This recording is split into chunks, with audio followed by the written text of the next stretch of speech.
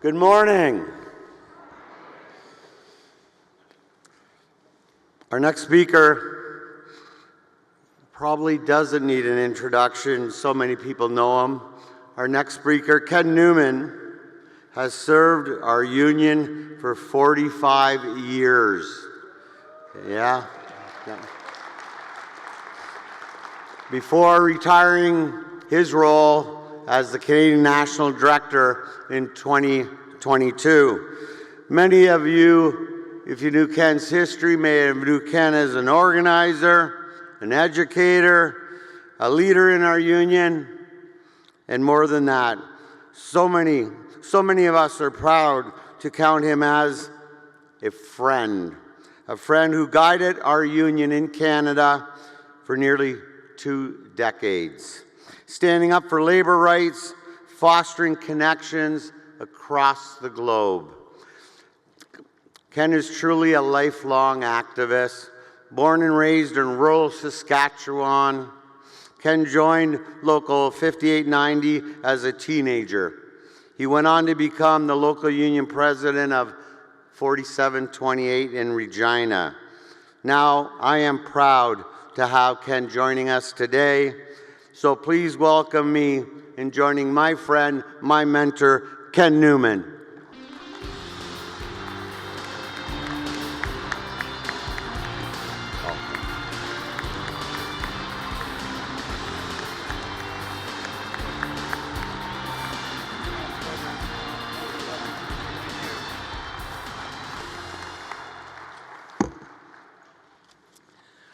Morning, Steelworkers. I want to, first of all, thank President McCall and the International Executive Board for asking me to address you for a few minutes today. I am proud to be here at our International Convention at this very important time for working people across North America. As you've heard Marty say, I've been a steelworker since I was 18 years old when I joined the union while I was working at a steel plant in EBSCO in Regina, Saskatchewan. And during my years of activism, as you also heard, of a local union, right up through the ranks of 15 years, I was privileged to represent the workers as the district director in District 3. And in my 18 years on the union executive as the Canadian National Director, I've always been a proud steelworker. I must tell you, brothers and sisters, that I feel very fortunate. I feel very fortunate because I have had the opportunity to work with great trade unionists like our former international presidents, Lynn Williams, George Becker, Leo Gerard, and Brother Tom Conway, and of course our current international president, Dave McCall. In fact, during my many years as the National Director of Canada at the Executive Board, Dave and I sat beside each other during the many Executive Board meetings, and I know Dave is a principled, strategic leader. As Marty had indicated to you that I retired in March of 22 from my position as a Canadian National Director. And as you know, Marty Warren has succeeded me for the National Director of Canada. During our transition in late 21 to early 22, Marty and I have had the opportunity to talk about the transition from myself to him to take on the new tasks. There was a few files that I had started shortly after Leo Gerard, our international president, had retired. And one of the files that was outstanding was the fact is that after Leo retired, I filed a nomination for Leo to receive the Order of Canada Award. And the second file was that the University of Toronto, one of the largest universities in Canada, has reached out. And the fact is that they wanted to name a chair after Brother Gerard. Marty and I had discussions about those files, and I must say, and I thank him personally, he was very gracious and asked if I could continue on to the completion of those files, and I gratefully accepted because it means so much to me in regards to what this man has stood for. So here I am today to share some information in regards to those two files. But before I go into you'll see a photo here shortly, but I just want to say to the rest of my executive board colleagues is that how dearly I miss them from the time that I retired. But I also had a reputation when I was at the International Executive Board, is that I had a reputation as giving the shortest Canadian National Director reports. And I just want to say to my colleagues here today that I'm going to live up to that reputation that I started. So we're going to have the first photo you'll see on the screen behind me. As you know, Leo served as the president of the Steelworkers from 2001 to 2019. That picture that you see behind me was taken 15 years ago at a demonstration at the Ontario Provincial Legislature. Leo was the second Canadian to lead our international union following his mentor, Lynn Williams, and another great Canadian who was our international president from 1983 to 1994. As you know, Leo was born in Sudbury, grew up in Lively, near Creighton Mine, which is a company town, and it was established by the nickel mining giant Inco Limited and a company now known as Vale. Leo went on to work at Inco when he was 18 years old. He was soon got involved in the great local of 6500, and not long after that position, he held the chief staff steward of local 6500, which at that time had a little over 12,000 members, and Leo was appointed to the staff in 1977. He then went on to become the District 6 Director, our Canadian National Director, and our International Secretary, and then in 2001 became our President. I must say, brothers and sisters, Leo justifiably is regarded as one of North America's most innovative, assertive, and forward-thinking trade unionists. Through his forceful stances at the bargaining table, his focus on transnational alliances, and his emphasis on legislative action, Leo worked tirelessly in the labor movement and to ensure working people in both Canada and the United States have a better standard of living and a meaningful voice in their workplace. I coordinated the Order of Canada after he retired, and then on June 20th, 23, that nomination resulted in Leo being named to the Order of Canada at its top level, which is called the Companion Award. And I just want to share with you that the Companion Award in Canada, it's the highest of 3 levels of the Order of Canada. It is awarded for outstanding achievement and merit of the highest degree, especially in the service to Canada or to humanity at large. Now, for the brothers and sisters from the US, let me just tell you that the Order of Canada is the equivalent of your Presidential Medal of Freedom, which is the highest civilian decoration presented in the US federal government. As I said, Leo was awarded the companion level for the Order of Canada, which is the highest possible level. I personally did the research of the levels of companion awards, and I can tell you, brothers and sisters, that Leo Gerard is the only labor leader in the history of Canada that got the companion award on the first term. Some will get in at level 1 and 5 years later they'll move up. It just goes to show you of the caliber of what this gentleman was all about. I want to show you the next picture. You'll see this photo on the screen.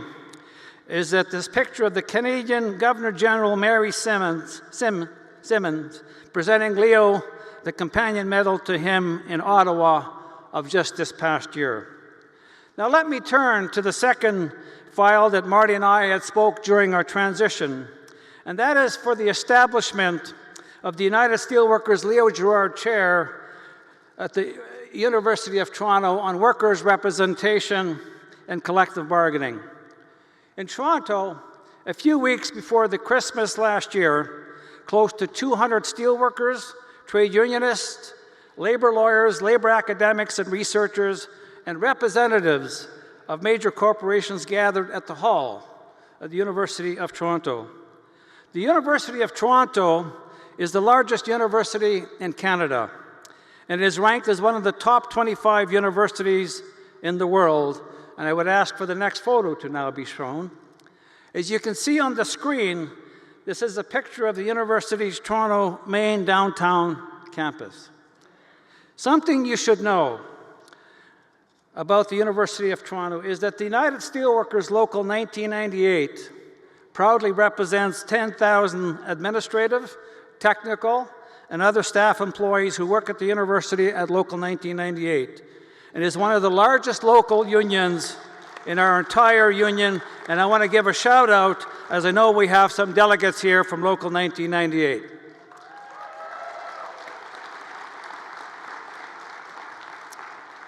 This event was held just before Christmas last year at the university, was a celebration of the establishment of the United Steelworkers Leo Gerard Chair in Collective Bargaining and Worker Representation at the University of Toronto. So you may be asking, what is a chair at the university? A chair is a method that universities use to recognize and promote key academic programs and fields of study. And in this particular case, that field of study is labor relations, collective bargaining, and representation of workers' interests. The University of Toronto, through its Centre for Industrial Relations and Human Resources, provides high-level education in labor relations to undergraduate students, master's students, and PhD students.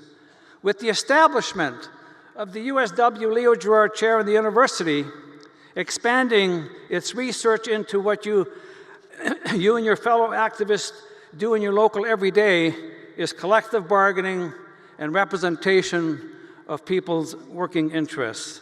That basically is the wheelhouse that each and every one of you do basically every day. The establishment of the chair at the University of Toronto is named after both our union and Leo Gerard. That shows the university's commitment to ongoing research and education is a vitally important mechanism in our society. The USW chair will help build greater understanding amongst policymakers, employers, unions, and other stakeholders about work and employment issues in Canada, the United States, and around the world. And we'll now have the next slide. On the screen, you will see a picture of Leo when he was a young steelworker activist that was used in the official celebration of the establishment of the chair. The United Steelworkers Leo Gerard Chair will solidify the teachings and research in traditional labor relations and collective bargaining, but it will also emerge in areas of collective representation, including sectoral bargaining systems, and comparative studies of collective bargaining and employer representations on a global basis. The chair will fund the new tenure track faculty position at the university to coordinate all of this work. The establishment of this chair provides great prestige for our union. Our union's name and Leo's name will be permanently attached to this chair at the University of Toronto. And I want to share with all of you, you know,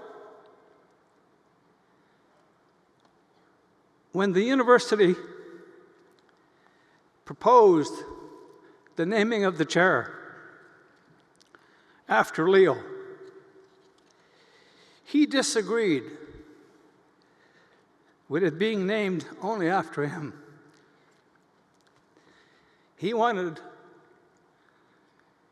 our union's name to be first and foremost. So that's why it's called the United Steelworkers / Leo Gerard Chair. Being named after the steelworkers means that this is in recognition of the work of our entire union, in addition to being a recognition of Leo's leadership.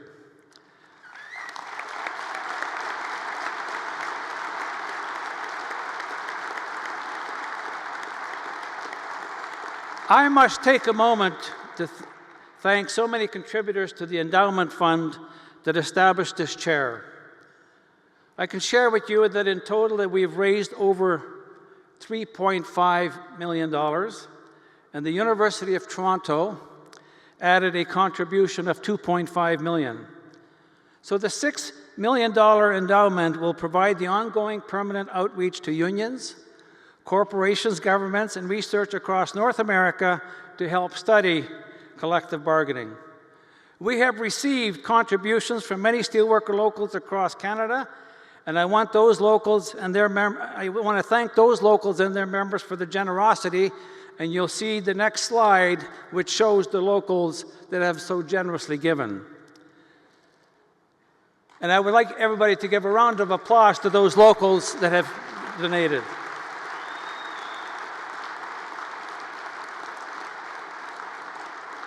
And of course, we've received substantial donations from major corporations, law firms, and individuals from across North America.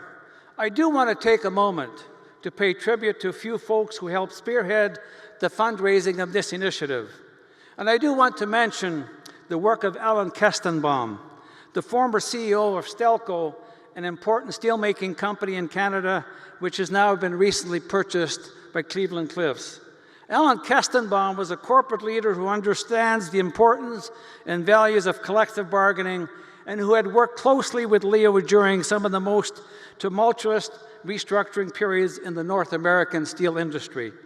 Alan Kestenbaum and I were the co-chairs of our fundraising committee, and he helped us reach out to many significant corporations across North America. Companies such as KPS Capital, Vale, Canfor, Tech Resources, the Patterson Group, Cleveland-Cliffs, Garda, Algoma Steel, ArcelorMittal, Kaiser Aluminum, and many other significant contributors. And the broader labor movement was strong support of this initiative. Bea Brusk, the president of the Canadian Labour Congress, and Elizabeth Schuler, who we just heard speak, president of the AFL-CIO, served on our fundraising committee. And we received excellent financial contributions from the Canadian Labour Movement, Labour Congress, the United Food Commercial Workers, and the Canadian Union of Public Employees. And of course, in addition to the great contributions from the Steelworkers local unions, the Steelworkers International and the CNO also made a cornerstone contribution to the chair, and for that I surely want to thank the leadership of the union at the time we were raising this money, Brother Tom Conway, Brother Dave McCall, Marty Warren. But I also want to do a shout out, brothers and sisters, to the Canadian district directors that worked with Marty. You had Miles Sullivan that was District 6 at the time, you got Kavan Stewart, you got Scott London, you got Dominic Lemieux. And I can tell you this project took us some 2 years to get to fruition to raise that money. It was their connections that we were able to set up the calls and that, and I'm very grateful for the help that they've been able to bring us together on this. And while I was the co-chair of the fundraising committee, I had a lot of help. I want to single out one individual, and that is Brad James. Brad James, who is now retired, who also worked at District 6 and worked at the Canadian National Office as a staff representative in organizing. Brad was one of the first people that was hired by Leo Gerard when he was elected as the District 6 director. So brothers and sisters, the United Steelworkers / Leo Gerard Chair in Collective Bargaining and Worker Representation at the University in Toronto is certainly a fitting tribute to Leo's leadership, and we have another photo to show. And up on the screen, you're going to see a quote from Leo Gerard, which I believe is one of his best. I want you all to know that Leo is watching. He's had the opportunity from his retirement home in Sudbury to watch President McCall's speech yesterday, Fred Redmond, and he's online. He also watched some of the debate. And I know that he's watching this morning because he's already called me twice. And I just want to do a shout out that with him is Mike Yoffe, who used to be one of his assistants, and also Peter McLeod, a very close friend from Local 6500. And also there today is Mike Hirsch, someone that Leo goes back to the days of Inglis. And I know that he's very grateful for us to be here to talk about these two significant events. Unfortunately, He was not well enough to make the trip here to be with us today. But brothers and sisters, I would think that this would be a fitting time for us now to let Leo know our appreciation and give him a loud round of applause.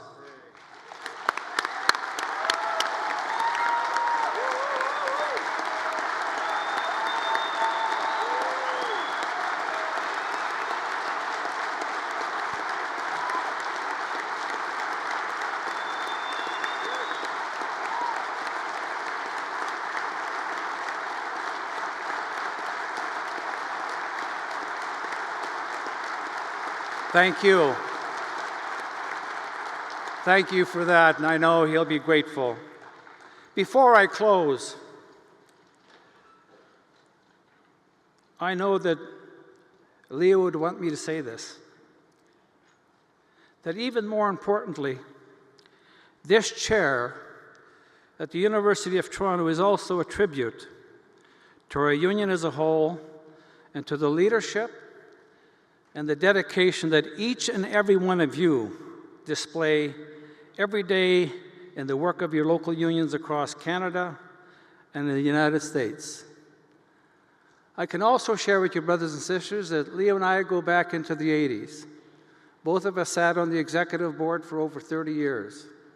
He was a mentor, he was a leader, and I'm just immensely proud that I've had the great opportunity, thanks to Marty and the union, to shepherd not only the university chair, but also the Order of Canada for someone that needs that recognition. I also know that the numerous calls that I get where people want to do a video of a history project, and more recently I know that you've got the Laurentian University, which you've talked about in Sudbury, that they're actually thinking of creating a chair for health and safety. It just goes to show you the talent and the great leadership that Leo has provided. So brothers and sisters, thank you very much for everything you do. God bless, have a great conference, and appreciate the time to be with you today.